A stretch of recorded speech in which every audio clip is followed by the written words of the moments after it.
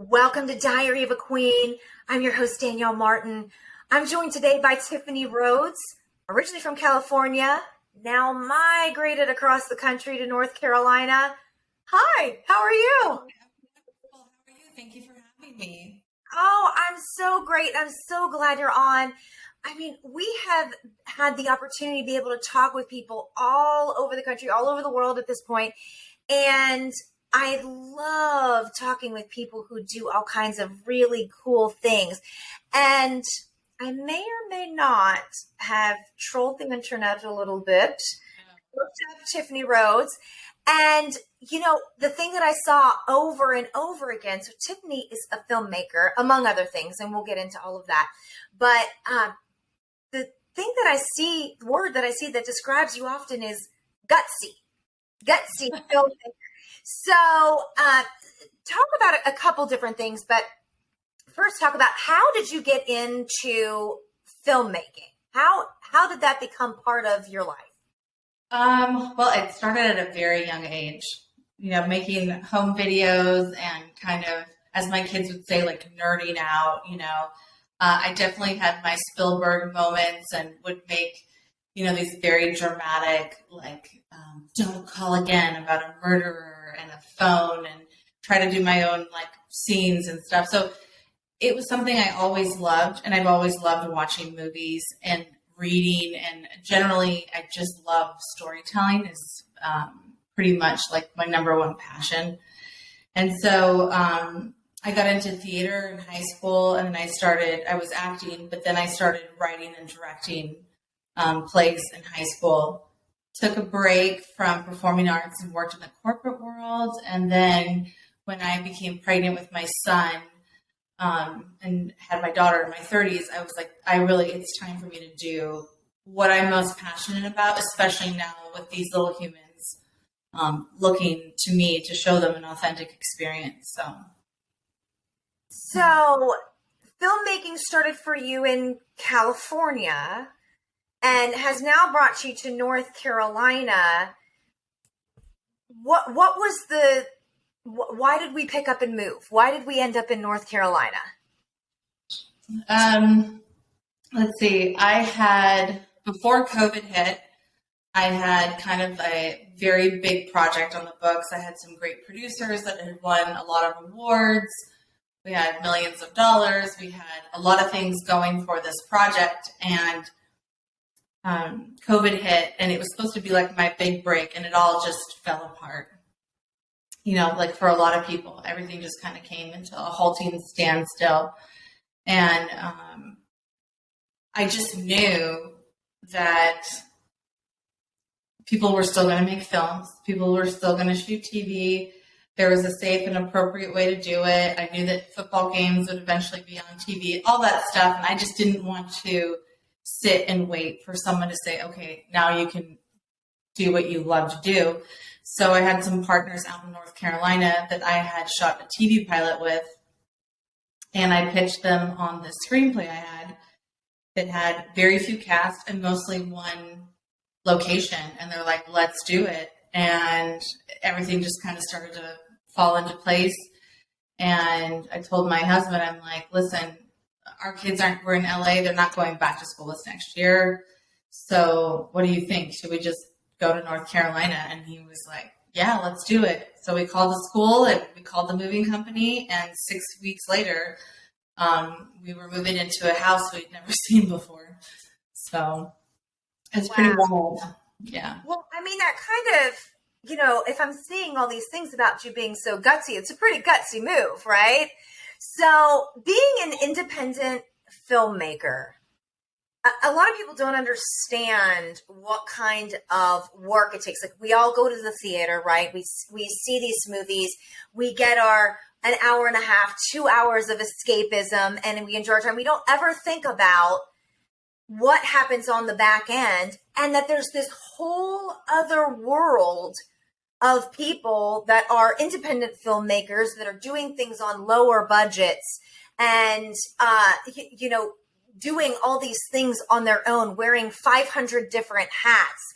So I know there's a lot of difference, but what are some of the main differences between these big, huge production and independent filmmaking?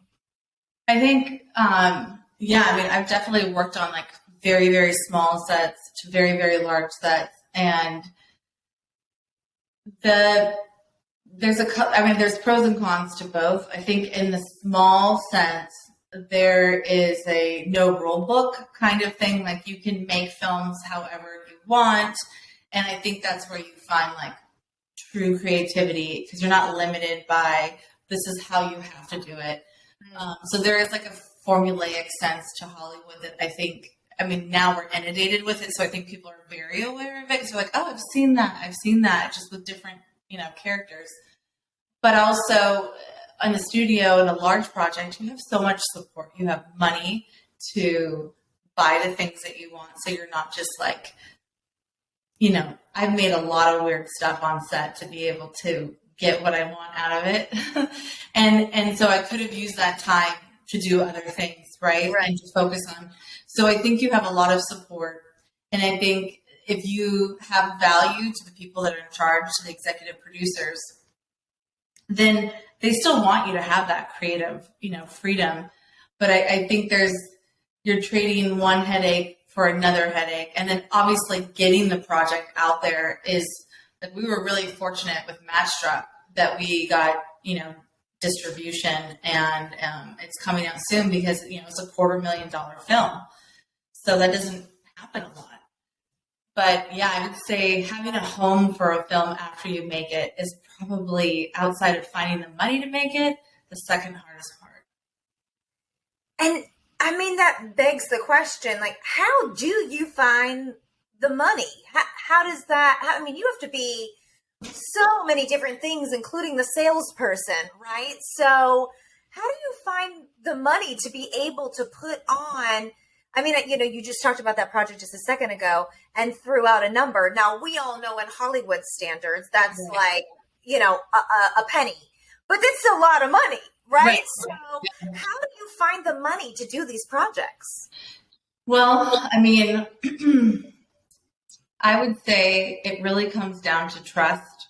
When you set out to do this, you have to trust that all the resources are going to come. Now that sounds a little naive, but it's not.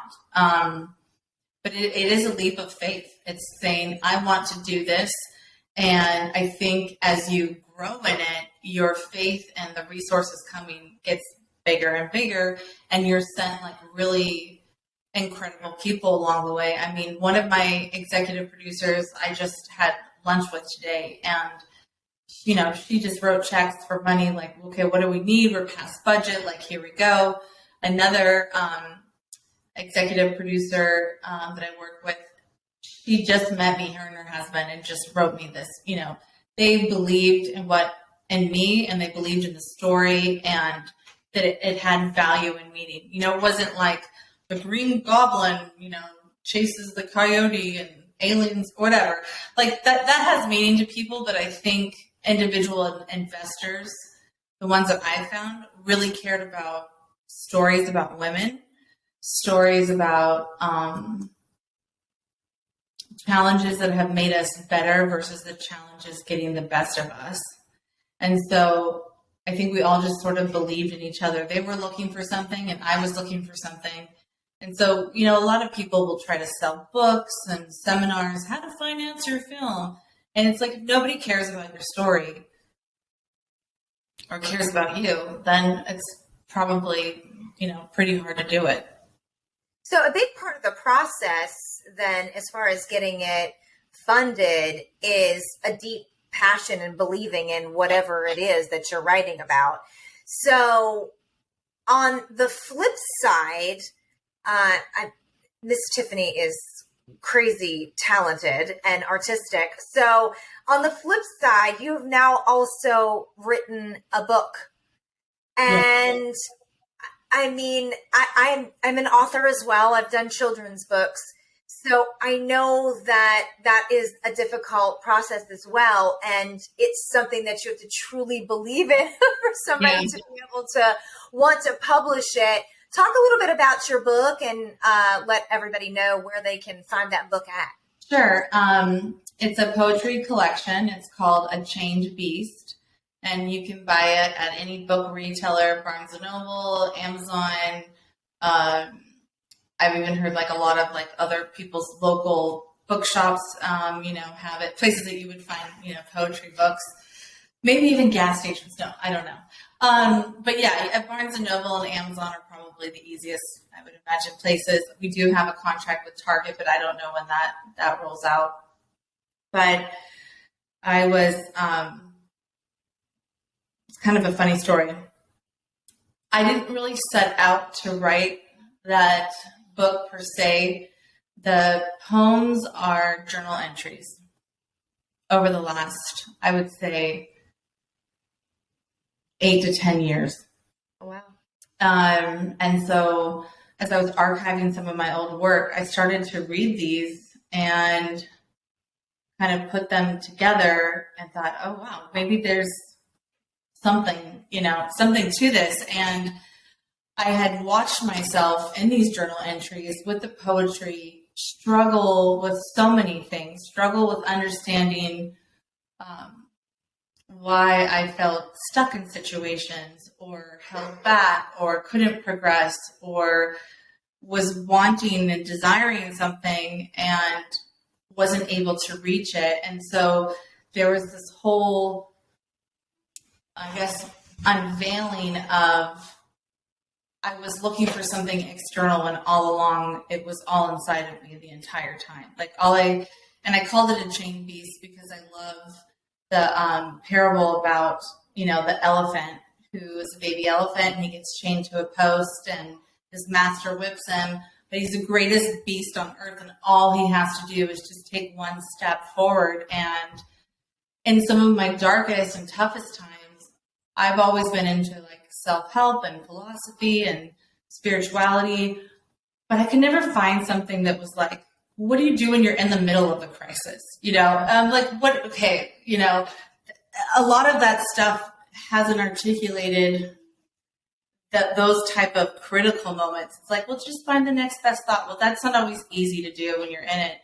And so I felt like it was really honest, but it was very true depiction of what I had gone through, the ups and downs, and then also the heartwarming sense of like, I always believed in myself. And even the times where they were hard and I might have doubted, or I might have let other people's opinions, or I might have slipped up and lost my sense of self and power, I always came back and I never gave up. And I'm stronger and better because of that, today. That's what the little poetry book's about.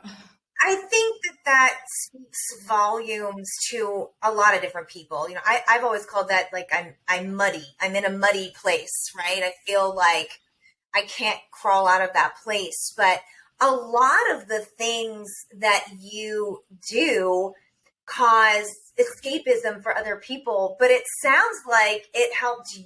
A lot of the artistic things that you do have helped you as well. Oh, 100%. And it's unbelievably insightful for you to be able to look at some of the works and some of the things that you have done and find a way to learn from it. This whole journey is all about learning and all about what we can do to get to the next level. And it's always the hardest during the darkest times. Absolutely. So bravo to you for being able to recognize when times are tough of what you can do in order to help pull yourself out of that. So in addition to all of these things, you mentioned it before, you're a mom. I am, yeah. And, every person I talk to, if they're a parent, not that anybody else is less if they're not a parent, but we can be all these things and do all these things. What do your kiddos think about what you do? They think it's pretty cool. They do. They think they're very proud of me. They're very excited. They're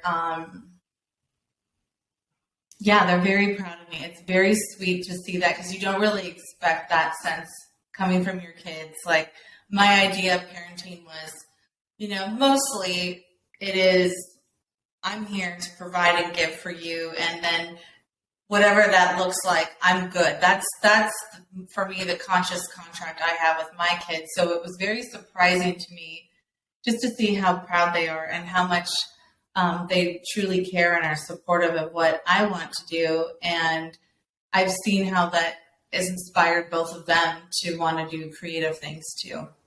And that was my next question to you. What would you think if either one of your children wanted to get into the entertainment industry, wanted to be a director, producer, actor, novelist, whatever it would be? How do you feel about that? I feel really positive about it. My daughter has really made it clear she loves acting and singing. And so she does a lot of musical theater. I'm not going to ever be the mom that drives her around to auditions. And from someone who, I am biased in that regard. Number one, that doesn't fit our lifestyle. Number two, growing up in theater and having that experience is invaluable as an actor. So I'm very positive. My son, he's a great writer. His teachers are actually both of my kids are incredible storytellers. So I think that's what we're here to do. And that's why I love film so much, because it is one of the closest mediums to understanding our existence, right? Like who are we? What is our story? Who are the characters in our life? And how much power do we have over those storylines and those roles? So I would be thrilled for them to be a part of it. We hear so many things about, and I'm going to generalize and say Hollywood, about the industry. And, we could talk about the things all day that we hear. What I would prefer to hear from somebody who's immersed in that scene is something that could be debunked. What is something that we hear all the time that is not true? I have to say, I haven't met a lot of blood drinking devil worshippers. So that hasn't really come, into play at all. That would probably be, it's one of the strangest things. People have asked me too, like I wore a shirt that said vampire's wife, and somebody said, "Oh my God, please don't tell me you're into drinking children's blood." And I'm like, no. So I think the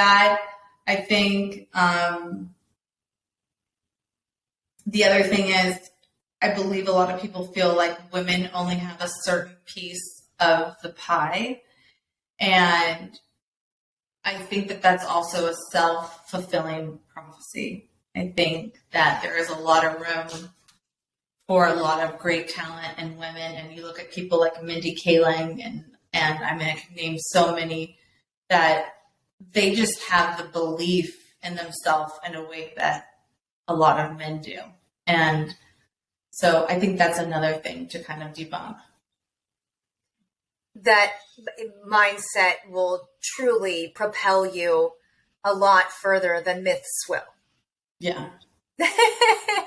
Well, at the end of every show, I love for our guests to give one piece of advice. And that piece of advice can be about anything. It could be about motherhood, family, marriage, jobs, the world, whatever you would like it to be. But if you could give one piece of advice to anybody that's listening, what would that one piece of advice be? To meditate, to take the time to clear your mind and be aware of your thoughts, be aware of your storylines, be aware of, there's so many things that limit us, and a belief is really only something that we think over and over and over again. And meditation can help you really examine your own awareness and how you experience life. Because I really do believe that what happens externally is a reflection of what's happening internally. I could not agree more. Tiffany, thank you so much for being on. I greatly appreciate it.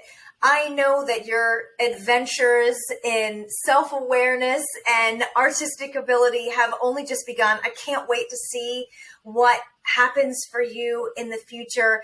And for everybody that's watching, like this video, it gives us an opportunity to know what type of content we need to continue to be putting out so that we can keep bringing you amazing guests from all over the world, women who have rocked this planet.